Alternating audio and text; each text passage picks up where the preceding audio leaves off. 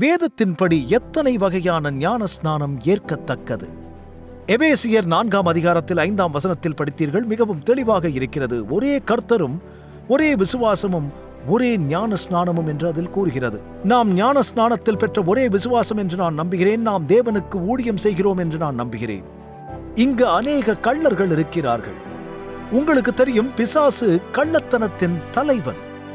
தேவனின் ஒவ்வொரு சத்தியத்திற்கும் பிசாசு கிட்டத்தட்ட கள்ளத்தனமாக யோசிக்கிறான். ஞான ஸ்நானத்திற்கு ஒரு கள்ளத்தனத்தை போதிக்கிறான்.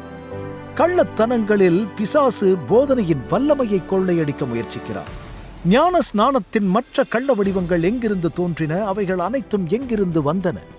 அவைகள் சில வெவ்வேறு மரபுகளை சார்ந்தவை. மார்க் 7ஆம் அதிகாரத்தில் 8ஆம் வசனத்தில் படிக்கலாம். தேவனுடைய கட்டளையை தள்ளிவிட்டு மனுஷருடைய பாரம்பரியத்தை அனுசரித்து வருகிறீர்கள் என்றார்.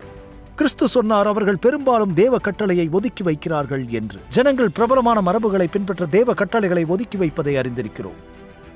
நீங்கள் திரும்பிச் சென்று மத்திய கிழக்கை சுற்றி பார்த்தால் வரலாற்றிலிருந்தும் தொல்பொருளிலிருந்தும் கூட தெளிவாக தெரியும். ஆரம்பத்தில் வேதாகம ஞான ஸ்நானத்தின் ஒரே முறை மூழ்குவதுதான்.